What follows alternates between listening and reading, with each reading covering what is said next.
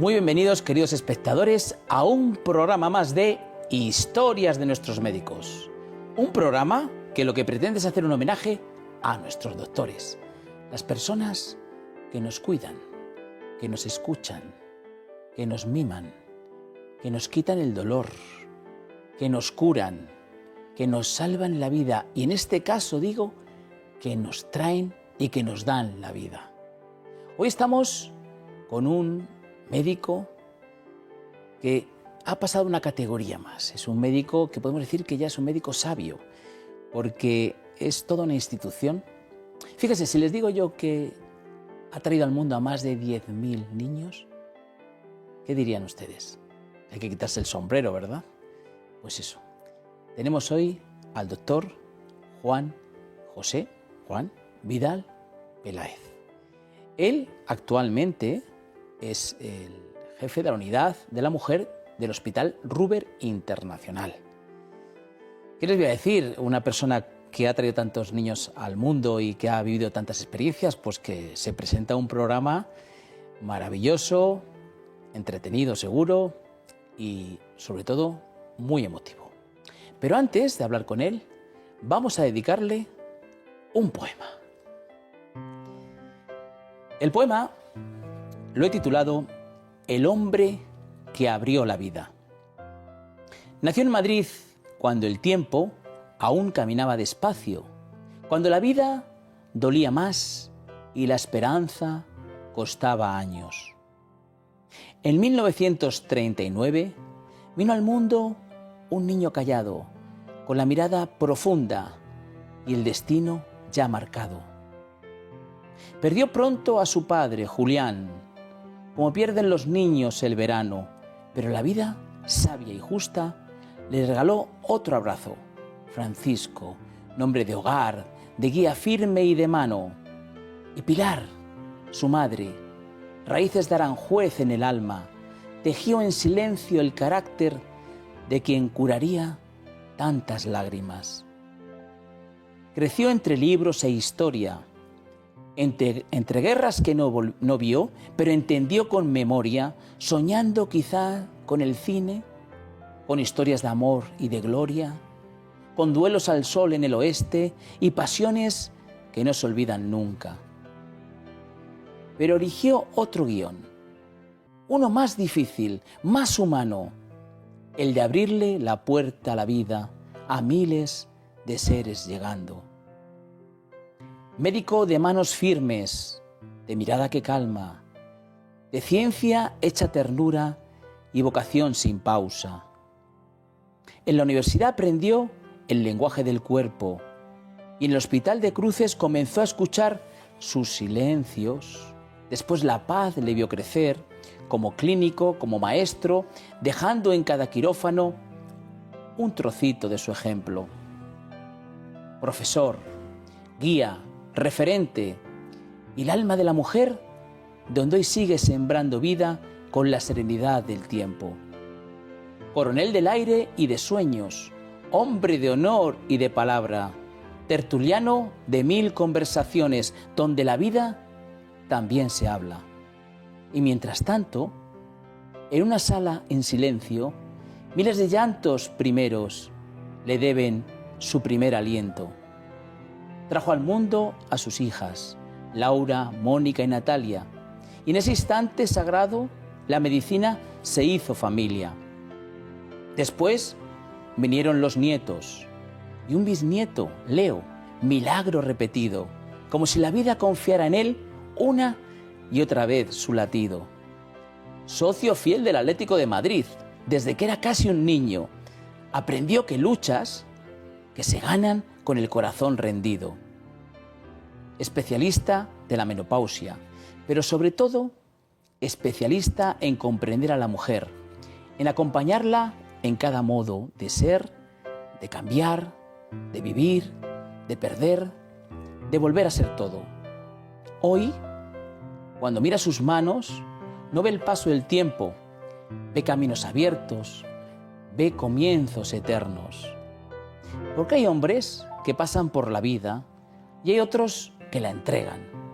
Y mientras haya un latido esperando nacer, Mientras una madre contenga el aliento, mientras el mundo siga necesitando esperanza, allí estarán sus manos, firmes, serenas, eternas, abriendo una vez más la puerta del milagro, dejando que la vida vuelva a empezar de nuevo.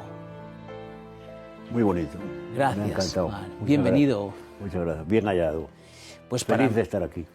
Me alegro muchísimo porque yo tenía, desde que me hablaron de ti, bueno, ya me habían hablado mucho, ¿no? Porque al estar con médicos, ¿quién no conoce al doctor Juan Vidal? ¿Quién prácticamente tiene a alguien que haya dado a luz a través del doctor Juan Vidal?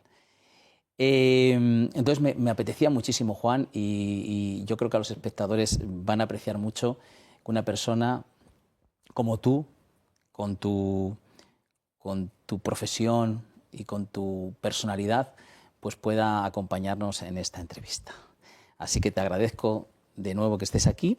Y bueno, vamos a conocer cosas tuyas, Juan, porque naces un 19 de abril de 1939 en Madrid, justo 36-39 estaba... La guerra había acabado el día 1 de abril. El día 1 de abril. Y yo nací el 19, o sea que cuando se acabó la guerra, mi madre estaba de 8 meses y medio embarazada. Fíjate. Oye, nací en la maternidad de Santa Cristina. En la maternidad de Santa Cristina. Yo sé que fíjate, en el 42, es decir, eras bastante jovencito, tu padre biológico, ¿no? Sí. Julián, que era de La Palma, original de Era La Palma. canario de La Palma. De La Palma. No de Las Palmas, de La Palma. Y tu madre Pilar de Aranjuez. Luego viene Francisco, pero ¿tienes algún recuerdo de tu padre? No, 3 años tenía 3 cuando añitos, murió. No llegas a recordar. ¿Cuáles son los primeros recuerdos que tienes tú de ese Madrid, de los años ya 43, 44? Pues del 44, 44. Cuando yo tenía 5 años. Vivíamos en la calle Ardemans, ¿vale? Sí. Y entonces recuerdo que mi madre, que entonces era viuda, tenía 2 hijos, y yo tenía 5 años y mi hermana 4. Mi hermana había nacido en el 40. Y en bicicleta, yo iba en una bicicleta pequeña, una bicicleta para un niño de 5 años, pero ya mandaba, y mi madre llevaba a mi hermana en la, no sé si en la barra o detrás, sí, y tal. Íbamos al Retiro. Y la verdad es que aquellos viajes al Retiro desde la calle de Mar me encantaban. Es un recuerdo que tengo de Madrid magnífico, maravilloso. Tienes un hermano y una hermana, ¿no? Digo bien. Una hermana, falleció, bueno, ¿no? falleció, Sí. era hermana de padre y de madre, era Vidal Peláez, pero mi madre, mi madre se quedó viuda en el 42 y en el 48 se volvió a casar, 6 años después. Y se casó con un médico, Francisco Lamas, y ellos tuvieron un hijo. Entonces, por eso tengo una hermana de padre y madre y un hermano solo de madre. Solo de madre. ¿Este es tu papá? Este es mi padre, Julián Vidal. Julián Vidal. Palmero. El de La Palma, Era abogado. Era abogado. Y catedrático. Oye, en la llegada de tu segundo padre o tu primer padre, vamos a decirlo así, ¿no? Porque al final, sí, mi padre, porque yo cuando hablo de mi padre, hablo de mi padrastro, al que le debo todo, que es este señor. Y es este señor, con tu madre. Francisco Lamas. Médico. ¿La médico? Médico, pero luego dejó de ejercer la medicina y hizo unas oposiciones para inspector de la Seguridad Social, y ahí hizo su carrera y llegó a ser el jefe de instituciones sanitarias del Instituto Nacional de Previsión, que eran todos los hospitales y ambulatorios de España, cuando España era una y no 51. O sea que inauguró con Franco y con los ministros correspondientes pues todos los hospitales importantes de España. Pues le hace Cruces, le hace de Puerta Hierro, le hace La Paz, le hace el 12 de octubre, el Ramón y Cajal, el Valdebrón, que entonces era Francisco Franco, de Barcelona, el Rocío en Sevilla, el de Valencia, que no me acuerdo cómo se llama. La Fe, a lo mejor. La Fe, sí. En Santiago, bueno, en fin. Valdecilla también, aunque no era de la Seguridad Social, pero había un concierto. Digamos, ¿podemos decir, Juan, que Francisco fue la persona que te encaminó hacia la medicina? Sí, ¿o? Sí. Yo, cuando terminé el bachillerato, este era mi abuelo Juan Vidal, nunca salió de La Palma, era un empresario allí muy conocido, y bueno, viví con él porque en el año 40, cuando le había dicho a mi madre que cuando yo cumpliera 7 años, que quería que me fuera para allá. Entonces vino a buscarme y estuvimos, nos fuimos ahí a Tenerife y viví allí entre Tenerife y La Palma, pues 2 años, hasta que mi madre se volvió a casar y me reclamó. Entonces esto es el día de mi boda. Cuando yo me casé vino a la boda, entonces ahí estaba mi padrastro y luego mi tío Fernando, que me llevaba 12 años, era el hermano más pequeño de mi madre. Era médico también, fue director, gerente de la Fundación Jiménez Díaz. Anda. Era la mano derecha de don Carlos Jiménez Díaz. Bueno. Sí. Y cuando le nombró primero don Carlos secretario general, y luego cuando se murió don Carlos le nombraron gerente. Me estabas comentando lo de tu padre, Francisco. Francisco Lamas. Que te encaminó, ¿no? Hacia la medicina. No, es que bueno, cuando yo terminé el bachillerato, pues es que en mi casa siempre estaba llena de médicos, el ambiente médico entre mi tío Fernando, mi padre y tal. Digo, ¿por qué voy a estudiar medicina? Me tiraba el derecho. ¿Sí? Sí, biológicamente, genéticamente, pues yo tenía, claro, mi padre era abogado y mi abuelo también. Entonces tenía esa de estudiar derecho, pero digo, ¿qué voy a hacer? Yo tengo que estudiar medicina. Y bueno, por eso estudié medicina. ¿Y estudias en la Complutense? Bueno, que era la única universidad que había en Madrid. Ah, bueno, no existía la autónoma. No existía otra. No, ahora hay 40. Entre las públicas y las privadas no había otra. Ya. La autónoma, yo he visto nacer la autónoma. La autónoma nació cuando yo estaba en La Paz y en Puerta Hierro. Se unieron 4 hospitales, La Paz, Puerta Hierro, la Fundación Jiménez Díaz y el gran hospital de la Beneficencia, el de la Princesa, sí. Y crearon la autónoma. Lo creó don José María Segovia, y bueno, que era el director de Puerta Hierro. ¿Y empiezas tu carrera? Y entonces sí, Eusandizaga, que era el jefe de la maternidad, el catedrático, era catedrático, cuando don Carlos Jiménez, don José María Segovia y Eusandizaga eran catedráticos. Pues Eusandizaga, primero profesor asociado, luego hice las oposiciones de profesor adjunto, después cuando cambiaron pusieron profesor titular, y catedrático, pues no ejercía la cátedra, pero no me presenté a unas oposiciones y bueno, voy a contar una anécdota porque creo que me merecía la cátedra. Y Recasens, que era uno de los miembros del tribunal, que era el jefe de la Fundación Jiménez Díaz, Eugenio Recasens Méndez que Podellano era. Ah, bueno, era de sí. Ya murió hace tiempo, era un hombre. Estaba porque las cátedras eran por votación, entonces yo tuve 2 votos. Y había un hijo de catedrático, que no voy a decir el nombre, que le dieron la cátedra, que era mucho más joven que yo y mucho más inexperto que yo y mucho menos conocimientos que yo. Y una de las mayores satisfacciones que yo he tenido en mi vida, que Recasens llamó al que salió catedrático y le dijo, bueno, ahora ya que eres catedrático, habla con Juan Vidal para que te lleve a Puerta Hierro y te enseñe a operar. Anda. Claro, porque este no sabía operar. Este había terminado la carrera y, claro, como era hijo de catedrático... O sea, que le pusieron los galones un poco... Sí, era bueno opositor, pero no tenía categoría para... Porque ser catedrático no es que seas un buen opositor y que te sepas de memoria, es que tienes que tener una experiencia. Claro, claro. Y él no la tenía. Luego la adquirió de su cátedra y ha sido un gran catedrático. Pero entonces tenía que haber venido que le enseñara a operar. Y, Juan, ¿por qué eliges ginecología obstetricia? ¿Por qué...?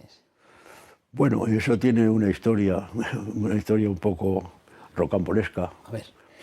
Y cuando yo estaba en quinto de medicina salieron una plaga, a mí las actividades quirúrgicas me gustaban, y en la cátedra de la Fuente Chaos, que era un catedrático de patología quirúrgica, sacaron una especie de, no llamamos oposición, de examen para los que querían ser alumnos internos de la cátedra. Yo me presenté y saqué la plaza, y entonces pues tenías que rotar por los... Entonces, en aquella época, estamos hablando pues del año 61, 61.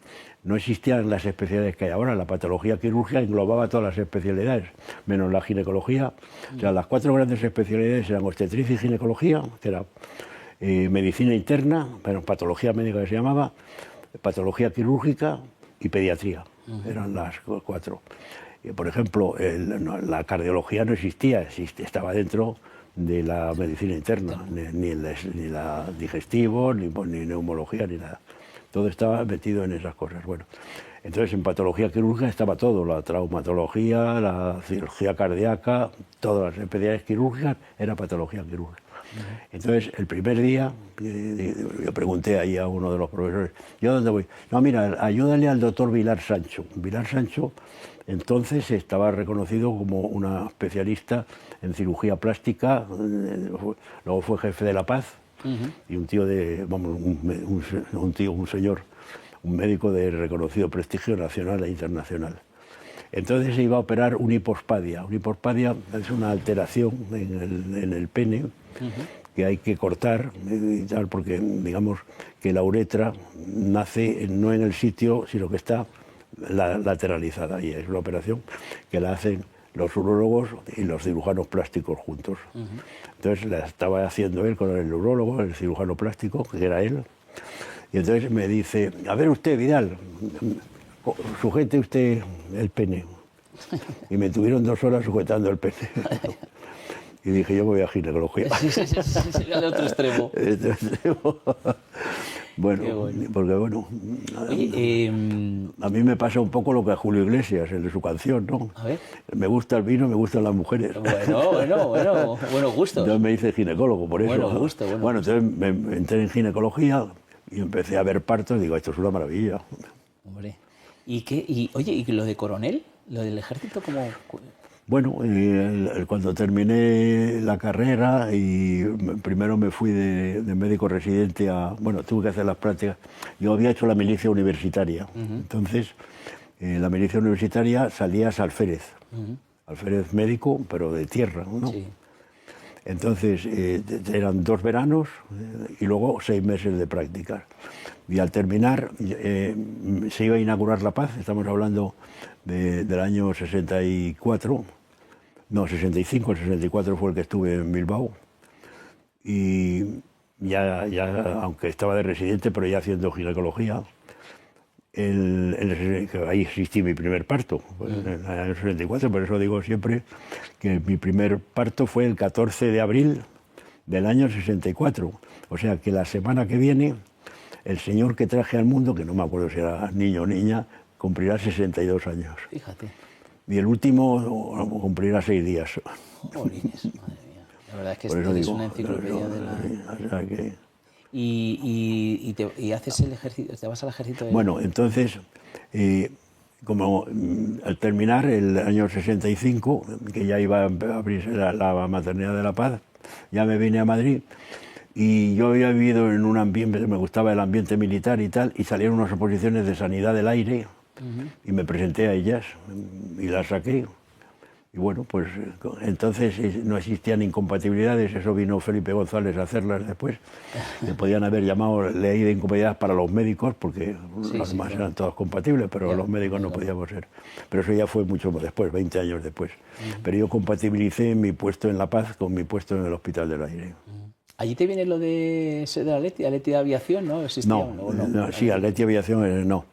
Lo de la aviación me vino de mi estancia en Canarias, porque en Canarias, en Tenerife y en La Palma, había una afición por el Atleti grande. Había unos jugadores, Silva, Mújica, que eran muy buenos en el Atleti, eran canarios, y bueno, pues allí me hicieron del Atleti. Y bueno, cuando volví, pues quería ser socio del Atleti y me hicieron socio del Atleti.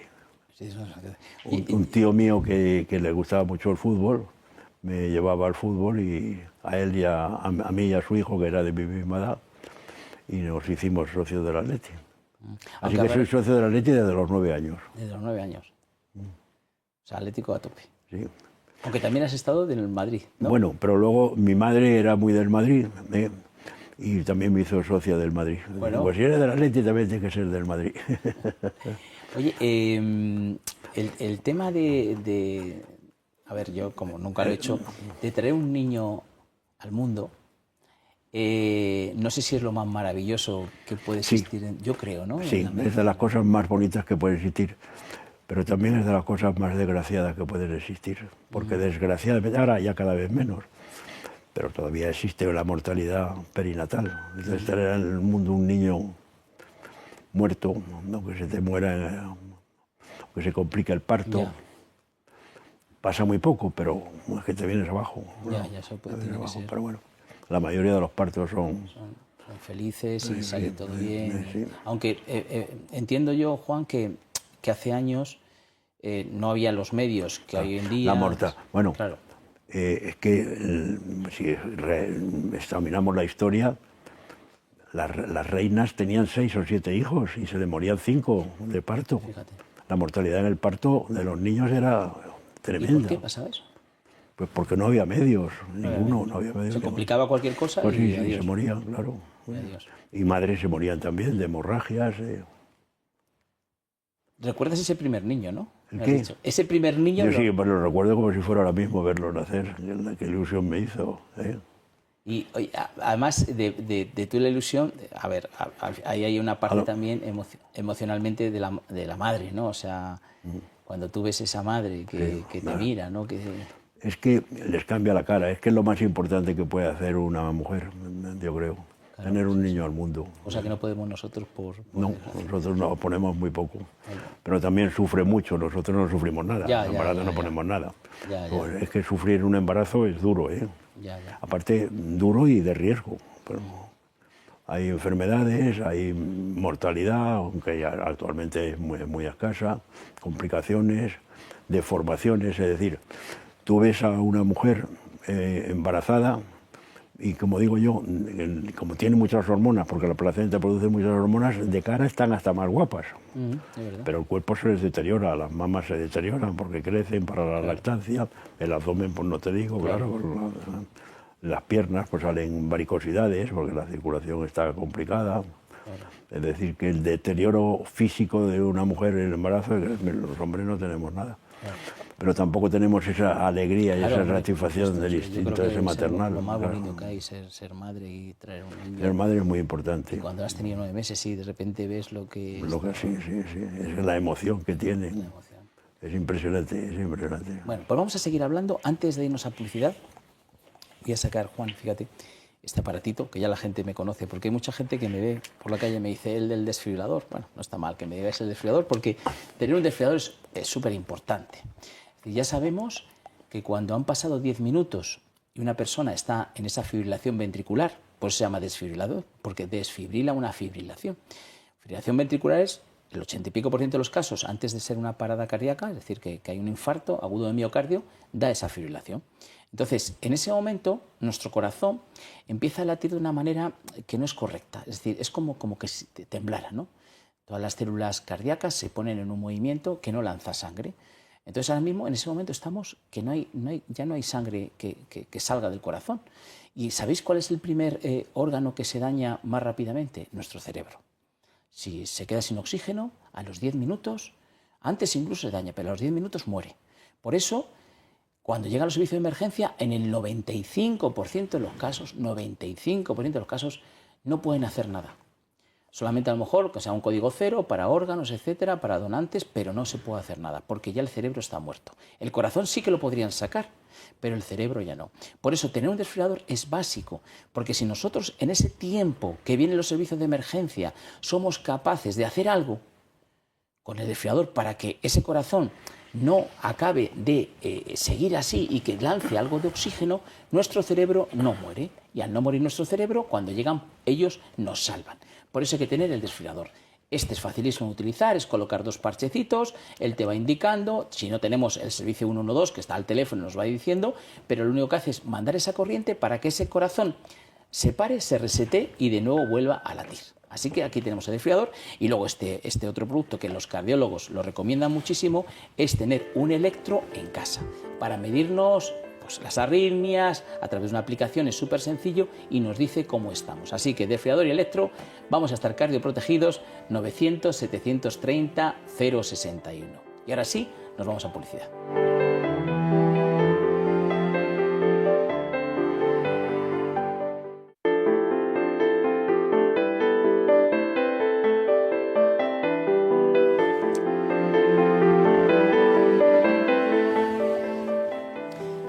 Bueno, pues aquí seguimos con el doctor Juan Vidal. Hemos comentado que es el gran ginecólogo o el gran obstetra, ¿no? Porque realmente la cantidad de niños, hemos hablado de más de 10.000 niños que ha traído al mundo y estamos hablando cosas muy interesantes con él. Yo sé, Juan, que tú, claro, al ser una persona con tantísima experiencia y tan conocida que has estado ya en algunos programas de televisión, te han entrevistado mucho, me has hablado de cuando con el doctor Beltrán, me has hablado con José María Íñigo. Oye, tienes ahí una anécdota que me pareció muy curiosa, ¿no? Porque claro, has traído al mundo hijos de muchísima gente famosa, conocida, etcétera, etcétera. Bueno, cuéntame la de Bigote Arrocel, porque me pareció relativamente, o sea, muy entrañable. Bueno, tiene gracia porque Bigote Arrocel era un hombre que tenía mucha gracia. Sí. Bueno, tenía y tiene. Aunque ahora ya le veo poco, desde que se separó de... Sí, sí. de Teresa Campos. Sí, se le ve menos. Ahora se le oye, pero bueno. Entonces estaba en su esplendor, digamos, en cuanto a la televisión, y estaba casado con una señora magnífica, estupenda, que era médico, y que de la cual yo era su ginecólogo. Entonces, pues le asistí los partos, tuvo 2 hijos que le asistí yo a los partos. Una de las hijas, porque tuvo un hijo y una hija.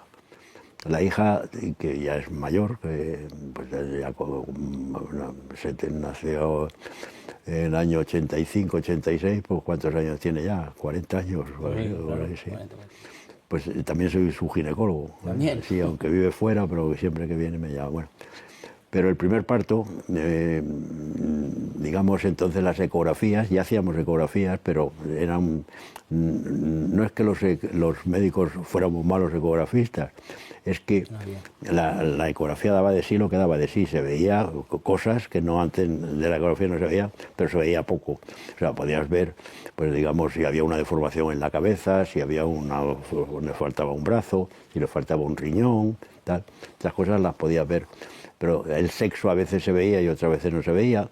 Cuando se veía, pues podías, sobre todo en los varones, pues se veía que pues, este es un niño seguro. Pero cuando no se veía, a veces podía ser un niño o una niña, porque pues, no lo cogías en el momento para ver el sexo exactamente, aunque siempre lo buscabas porque la madre quería saber Claro, era niño o niña. Bueno, total, que yo le hice 3 o 4 ecografías y, bueno, pues todo estaba bien, todo estaba fenomenal y tal.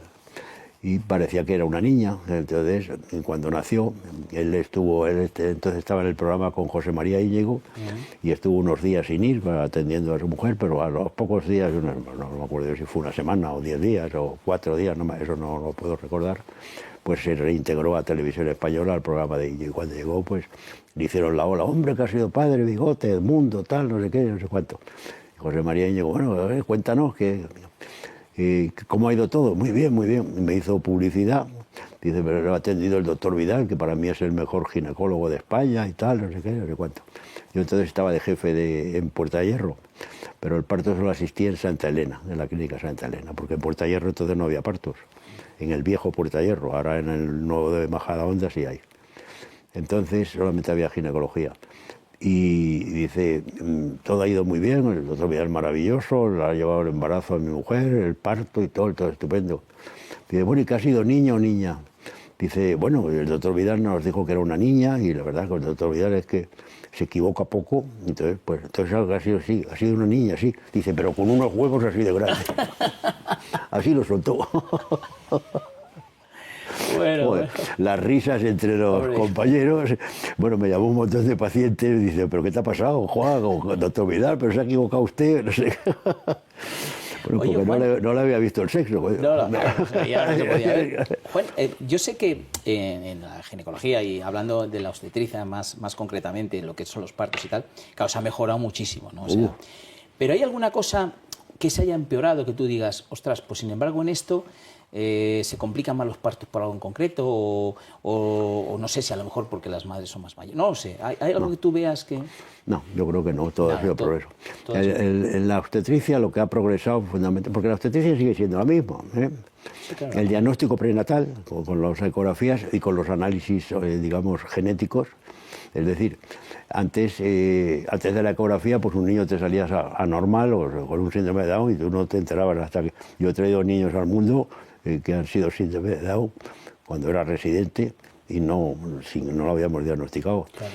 Y ahora he traído niños al mundo con síndrome de Down, pero sabiéndolo la madre. Claro. Y hay madres que no quieren abortar. Otra madre pues se decide. Yo no soy partidario del aborto, pero estoy respetuoso. Si la señora quiere abortar, desde luego conmigo no. Claro. Ni en los hospitales que yo he trabajado tampoco. No. Pero bueno, hay clínicas que se dedican a esto y que le pueden abortar. Y bueno, y desde el punto de vista jurídico está justificado cuando existe una enfermedad importante e incurable de... Bueno, entonces, no se sabía, digamos, las alteraciones que podía tener, pero con las ecografías modernas, la ecografía 3D y 4D, como digo yo, se ve hasta el carnet de identidad del bebé. O sea, ya sabemos, y luego si tienes alguna duda, le haces, porque antes había que hacer una amniocentesis, sí, o una biopsia corial, que ya se hace excepcionalmente, porque con un análisis de sangre, simplemente un análisis de sangre, ya detectas las células fetales y puedes saber si hay alguna alteración o no.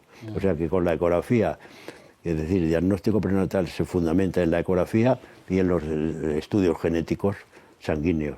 Y con eso pues puedes saber que un niño está totalmente sano desde el punto de vista que no hay ninguna alteración genética, y desde el punto de vista, porque puede no haber ninguna alteración genética, pero le falta un riñón o le falta un brazo por anomalías en el crecimiento. Y eso realmente con los diagnósticos prenatales que existen, con los laboratorios de genética que existen en todos los hospitales y con los ecógrafos que existen, puedes tener la seguridad de que el niño está perfectamente. Otra cosa es que luego en el parto se complica el parto y haya sufrimiento fetal y puede haber alteraciones. Pues lo que, digamos, si durante un tiempo el cerebro no recibe sangre durante el parto, porque claro, se puede comprimir el cordón, claro, y entonces no pasa sangre al feto y el feto pues puede salir vivo pero tonto. Claro, claro. Es decir, había Doderlein, era un ginecólogo alemán de los años 20, de 1920, o sea, de hace 100 años más o menos, y decía que el cordón umbilical es el mayor asesino de niños que hay en la historia. Porque por el cordón se han muerto millones y se siguen muriendo de niños. Porque se enreda, ¿no? Claro, se enreda en el cuello, se ata, en un brazo, lo que sea. Entonces, si se enreda mucho, no pasa nada, porque el feto se alimenta a través de la madre del cordón umbilical. Si se enreda y se comprime y no pasa la sangre al feto, pues el feto se muere o se queda tonto. Y Juan, en el caso de... Cada vez se tiene... Pero ahora con el diagnóstico, como ahora se monitorizan los partos, pues si eso está, amenaza de sufrimiento fetal, amenaza de pérdida del bienestar fetal, pues cesárea ya correcto. Cesárea y ya está. En el caso, ahora que se tienen los niños cada vez más, por las circunstancias, cada vez más mayores las madres, en el caso en los partos, el que sea una mamá más joven o más mayor, ¿también hay diferencias o en los partos no hay mucho problema? Sí, bueno, más en el embarazo que en el parto. Más en el embarazo. Claro, el parto realmente son iguales, no. Pero el embarazo sí, claro, en el embarazo hay más riesgo pues, de diabetes, digamos, hay mucho más riesgo en cuanto a la edad, bueno, aparte de las malformaciones que pueden existir, que ya hemos dicho que las hemos diagnosticado, pues la diabetes y la hipertensión son los dos grandes enemigos de un embarazo de persona mayor con un niño genéticamente bien. Es decir, porque aunque el niño esté perfecto y la señora tiene más de 40 años, pues tiene más riesgo, tiene que hacer una dieta más equilibrada, tiene que controlarse más la tensión arterial, más riesgo de anemias, de malestar, claro. No es la misma salud de una mujer de 20 o 30. Biológicamente, los niños debían nacer entre los 20 y los 30 años. Los 20 y 30 años, digamos que es la edad más... A partir de los 30 ya hay más riesgo. Y a partir de los 35 más, pero bueno, sobre todo en cuanto a la genética, en cuanto a alteraciones. Y luego a partir de los 40, pues en cuanto a lo que vamos a hablar de diabetes y de hipertensión, fundamentalmente. Vamos a cambiar un poquito a otra parte de la mujer que yo creo que sabes mucho y que en la unidad de la mujer donde estás, en el Hospital Rovira Internacional, tratas mucho y que cada vez nos preocupa más a hombres y mujeres, porque al final las mujeres, pues a partir de los 40 y pico, 50 y algo, empiezan con ese periodo de menopausia, ¿no? Tú esto que lo tienes muy bien desarrollado, ¿qué pautas crees o qué consejos nos darías, Juan? ¿O qué crees que tiene que hacer una mujer? ¿O cómo o la sociedad en general Porque si es verdad que ha sido ahí, la mujer ha estado ahí como algo de lo que no se habla, pero claro, al final está ahí y ya cada vez queremos hablar más y queremos saber más, ¿no? Pues sí, desgraciadamente ahí hay una injusticia biológica, porque una mujer a los 50 años, vamos a ver, ¿qué es lo que diferencia a un hombre y de una mujer? Pues que en el hombre tiene testículos que producen testosterona, que es la hormona masculina, y el bebé se desarrolla, en niño, en varón y tal. Y la mujer tiene estrógenos que produce en los ovarios. Entonces, los testículos están produciendo testosterona, esas hormonas masculinas, pues prácticamente hasta los 80 o 90 años. Bueno, hombre, a partir de los 70, pues baja un poco la producción a partir de los 80, pero un señor de 80 años puede tener hijos, ¿eh? Y una mujer de 80 años es imposible. Claro. Pero no es el 80, es que es de los 50, ¿eh? Porque los testículos funcionan prácticamente hasta la muerte, ¿eh? Y los ovarios a los 50 años dejan de funcionar. Entonces yo creo que eso es una injusticia biológica, porque el dejar de funcionar supone, digamos, un envejecimiento teórico. Entonces, antes en la primera, digamos, sociedad que hubo para estudio de esto, se llamaba Estudio del Envejecimiento Femenino Saludable. Dentro de la Sociedad Española de Ginecología había una sección de envejecimiento femenino saludable. Y yo me acuerdo en las reuniones que tuvimos entonces, que yo ya formaba parte de la SEGO y de esta sociedad, porque siempre me ha preocupado la menopausia, dije que había que cambiar el nombre, porque es que envejecimiento no podías decirle a una señora de 50 años que era vieja. Claro, claro. Pero una mujer hace 50 años se sentía mayor ya con los 50. Entonces, ¿qué sucedió? Que se inventó la terapia hormonal sustitutiva. Es decir, si la causa de la menopausia es que los ovarios no producen estrógenos, como los laboratorios ya producen, digamos, estrógenos sintéticos, pues démosle estrógenos y solucionaremos el problema. Lo que pasa es que, bueno, tiene sus contraindicaciones y tiene su tal. Y entonces, pero se empezó y la mujer mejoró mucho.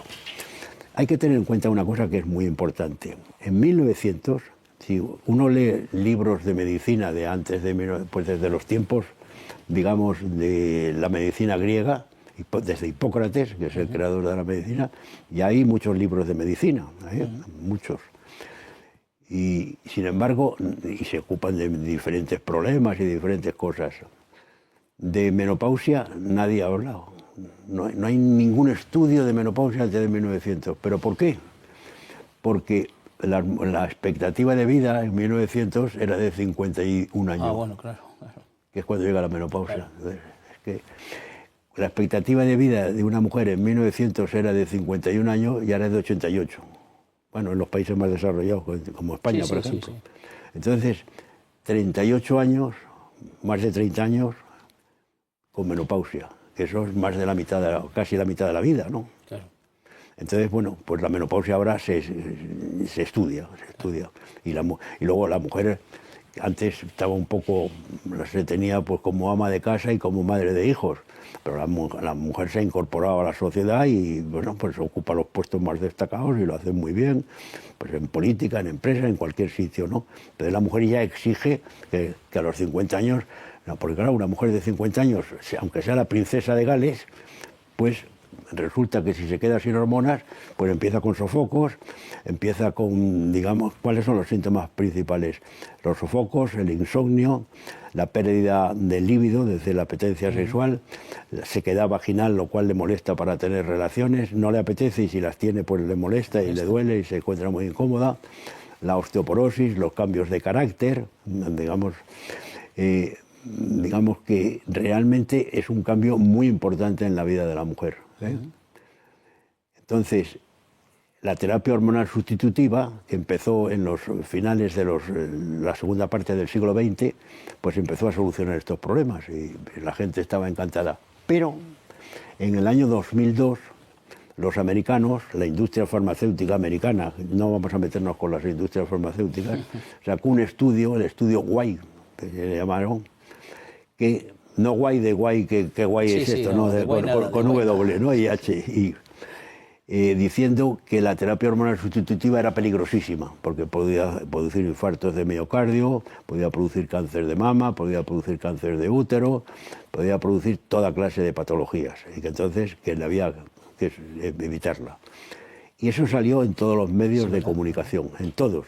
Yo recuerdo que yo abrí el telediario, uno de los telediarios, del mediodía, que era el más importante, de la 1, hablando, y me preguntaron, ¿y qué opina usted de esto? Pues yo creo que el informe Guay está mal hecho, porque no estoy de acuerdo con esto, porque lo había leído bien y no está bien hecho este estudio. Yo creo que es un estudio para favorecer una serie de productos, de subproductos, claro, que no, de dudosa eficacia, ¿no? Y había un ginecólogo danés, Lauritzen, que estaba, vamos, que decía lo mismo que yo, bueno, él con más, digamos, mucho más influencia mundial, porque se dedicaba a publicar eso y a escribir y tal. Yo me dedicaba a la práctica de la medicina, pero vamos, tuve con él alguna reunión y tal, y estábamos y salimos en los medios diciendo que la terapia hormonal sustitutiva había que utilizarla, que tal.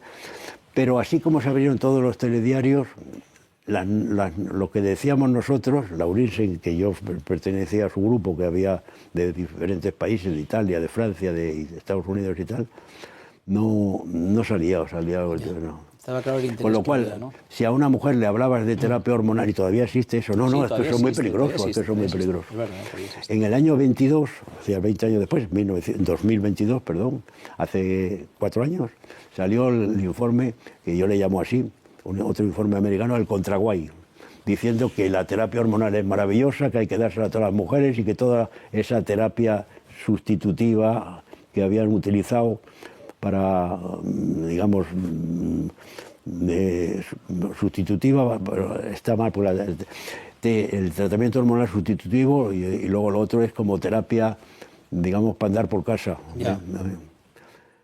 Que esa terapia servía para poco, pero que la mujer lo que necesitaba era estrógenos. Lo que decía Lauritzen, estrógenos forever, era su frase. Estrógenos hasta la muerte. La mujer necesita estrógenos hasta que se muera, como el hombre necesita testosterona. Bueno, pues entonces ahora se está mandando otra vez, pero todavía hay mucha por parte de las mujeres. Sí, todavía existe ese bulo, sí. Hay que explicarlo, porque hay que explicarlo muy bien. Que tiene riesgo, pero todo tiene riesgo. Hombre, claro. Y no tomarlo. Y el no tomarlo también tiene riesgo, del que es el envejecimiento ese. Claro, quizás mucho más. Y que cuántas separaciones hay por eso, porque claro, si un varón, su mujer le rechaza, no quiere tener relaciones con él, pues muchos se buscan. Ya, sí, claro, es que eso, sí, que al final es un tema social. Es un tema social. Sí, no estamos hablando. Claro. Bueno, pues Así que es muy importante la terapia hormonal. Bien, es verdad que hay que valorarlo siempre muy individualmente, porque hay mujeres que no se les puede dar, porque tiene riesgos, ¿no? Porque tenga riesgos genéticos. Si su madre ha tenido un cáncer de mama, o ella se hace un estudio genético y se ve que tiene predisposición al cáncer de mama, pues tampoco le puedes estar dando estrógenos, ¿no?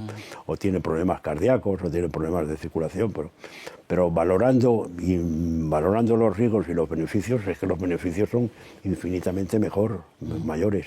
Y luego el porcentaje de mujeres que está contraindicada la terapia hormonal es mínimo, es un 10% comparado con un 90% de beneficio. No, claro, además si se hace individualmente, la que eso lo tienes localizado ya no. Y esa mujer además la sometes a controles y la sometes a más controles y si tiene un cáncer de mama lo diagnosticas precozmente. Y el cáncer de mama, por ejemplo, si se diagnostica precozmente se cura todos, con las terapias actuales que hay. Entonces, la calidad de vida...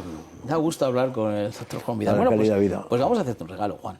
¿Por qué te vamos a hacer un regalo? Porque nos estás cayendo genial, porque eres maravilloso, porque nos estás contando cosas muy bonitas, muy interesantes. Y oye, qué mejor que regalar jamón de bellota 100% ibérico de Navarretinto. Madre mía. De Navarretinto. Es un jamón que no mezclan producciones, que es elaborado artesanalmente, que son los cerditos que están en Extremadura allí comiendo sus bellotitas. Que, bueno, fíjate, aquí han hecho la familia, que Lourdes y su familia, su padre, que son los que llevan Navarretinto, los que han fundado, incluso han hecho y aquí hay un dicho que dice Gregorio Marañón, que viene a decir, te lo voy a dar para que luego tú, para que viene a decir que el médico que no mande jamón, que ni es médico de nada. O sea, el jamón es algo que realmente No hace ningún daño, no hace ningún mal. No. El jamón es maravilloso. Es maravilloso, ¿verdad? Es maravilloso, sí. Pues nada, este es tu jamón. Muchas para gracias. que lo tomes. Y además un jamón, tiene que ser bocate de cardenal. Efectivamente. Casi de papia. Eso es. Ahí tienen un teléfono, pueden llamar. De Extremadura. De Yo me acuerdo que yo de pequeño iba a Villafranca de los Barros, Sí. y una matanza que tenía el abuelo de unos primos hermanos míos, Sí. y hacía una matanza y a mí me encantaban las matanzas aquellas, porque luego salía el jamón y el chorizo, que era maravilloso. Es que estar en una matanza, ya el olorcillo, Uy, ahí sí, con un sí, poquito de vino y ahí, bueno, eso es maravilloso. Ahora piensas con él, decía, pobres cerdos. Bueno, ya, eso también, pero bueno. Pero bueno. Ahí tienen un teléfono, Navarretinto, pueden llamar, digan que nos han visto aquí en el programa con el doctor Juan Vidal y van a tener un 10% de descuento. Prueben lo que es buenísimo. Si ya lo han probado, pues adelante, pueden comprarlo entero, troceado, le dan los huesecitos para que hagan cortado a cuchillo, esto es una maravilla. Todo, es maravilloso.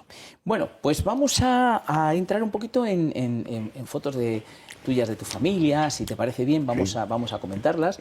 Si queremos vamos viendo alguna foto, porque yo creo que al final la familia pues es lo más importante. Es lo más importante, ¿verdad? Además que en tu caso, bueno, aquí te tenemos con tu mujer y tus 3 hijas, ¿verdad?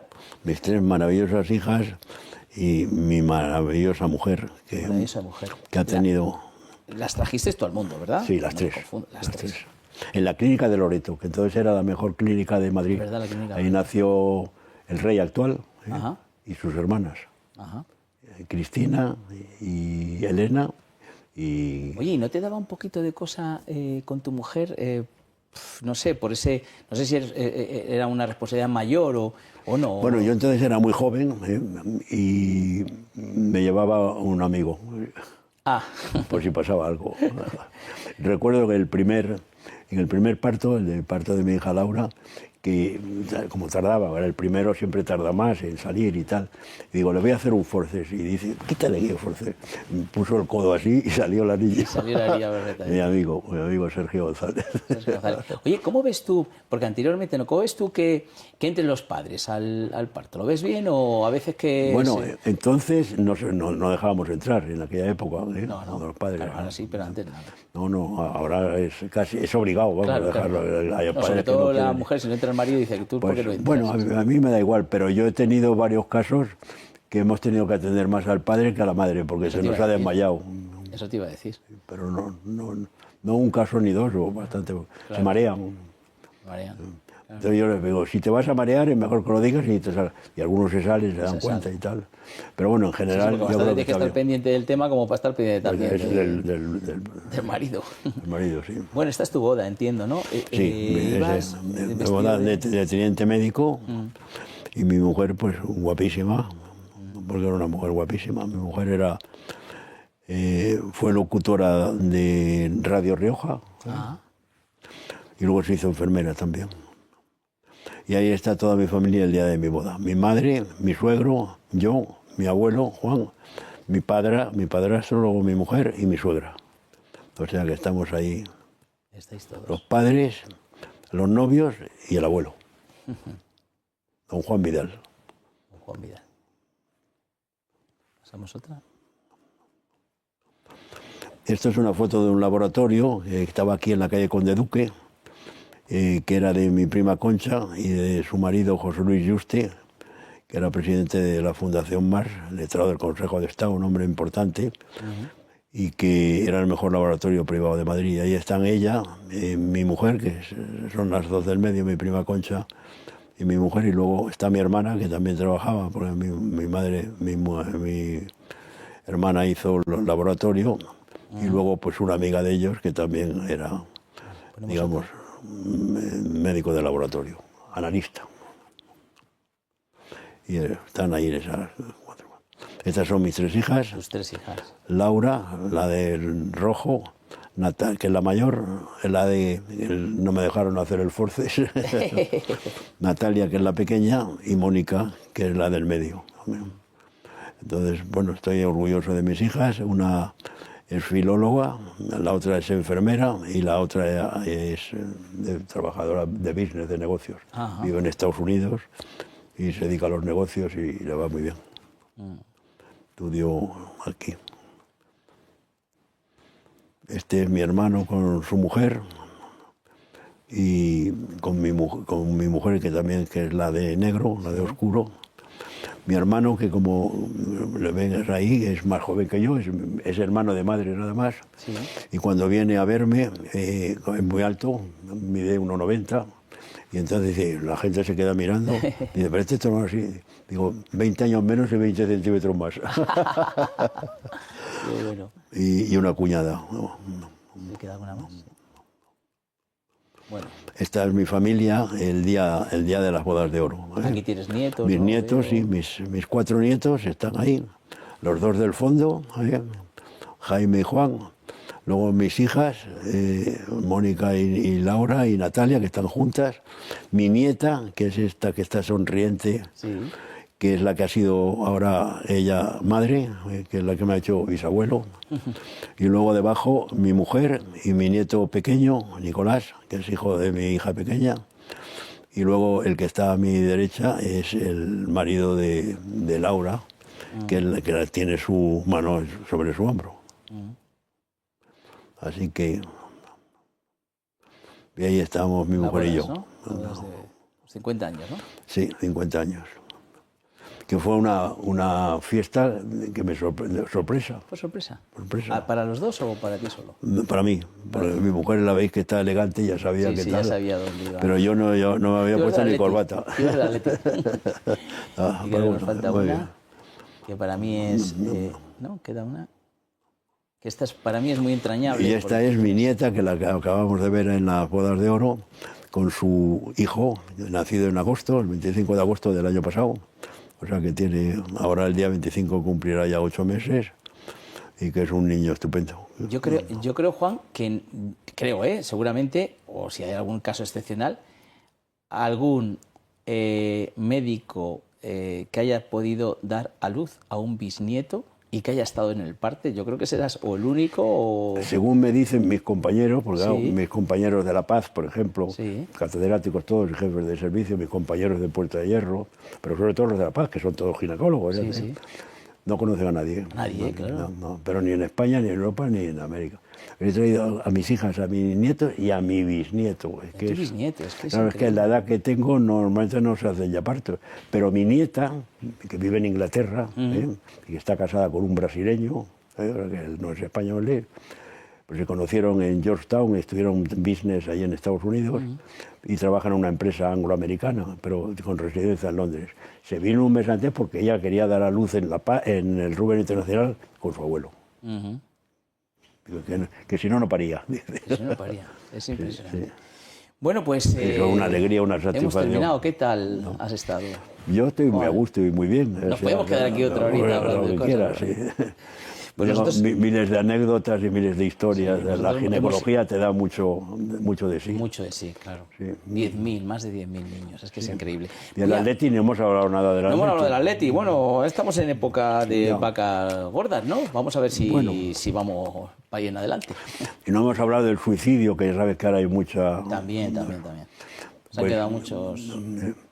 Pues yo cuando tenía 15 años, pues tuve un desengaño amoroso y me quería suicidar. Fíjate. Entonces me dijeron, no, mira, vete la gente se suicidaba en el puente de Segovia, ¿no? Sí, se tiraban desde allí. Sí, de allí. Y entonces, cuando llegué al puente de Segovia, vi un cartel que me decía, si te quieres suicidar, no te tires al viaducto. Hazte socio del Atleti y morirás a disgusto. Qué bueno. Y por eso no me suicidé, gracias al Atleti. Pues gracias al Atleti.